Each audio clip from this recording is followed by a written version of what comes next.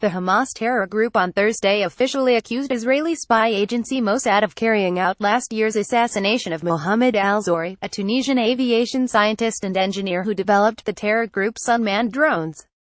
In a press conference in Beirut, Hamas official Mohammed Natsal said, "We are absolutely certain that the Mossad is responsible for the assassination of Zohri. Get the Times of Israel's daily edition by email and never miss our top stories. Free sign up." He added that the Mossad had received help from other security services, but he did not elaborate on who they were.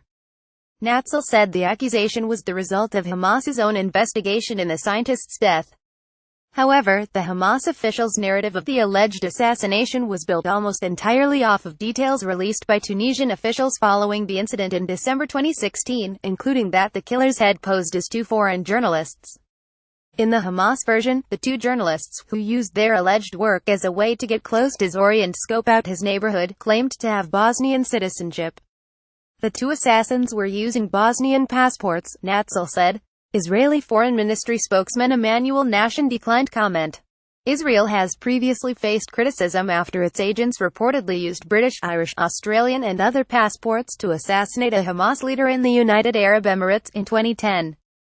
That led to Britain, Ireland and Australia expelling some Israeli diplomats in protest. Mohammed Zawahiri, the Tunisian engineer, who was assassinated by Israeli occupation forces in Tunisia in 2016.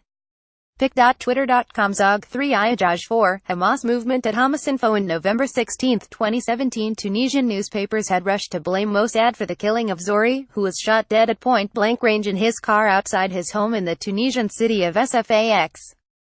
Hamas at the time had already blamed Israel for Zohri's death, but had not yet pointed the finger at the Mossad. Rather than vowing a military response to the alleged assassination, Natsal said the report on Zohri's death would be handed over to Hamas's legal team, which would then study various options for confronting Israel. The Hamas official explained it wasn't up to the terror group alone to open up a new military front with Israel, and that such a decision belongs to all the Palestinian factions. Hamas is currently in a reconciliation process with its rival party Fatah, which controls the Palestinian Authority. In the context of this reconciliation process, Hamas leaders have said the decision of when to go to war with Israel should be a collective decision. Israel never responded to the accusation by Hamas that it was behind Zohri's death.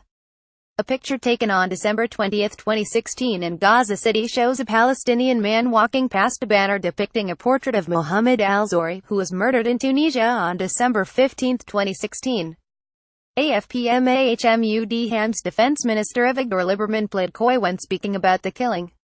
"If someone was killed in Tunisia, he's not likely to be a peace activist or a Nobel Prize candidate," Lieberman said last December. Zohri is the second person this year that Hamas has claimed Israel assassinated.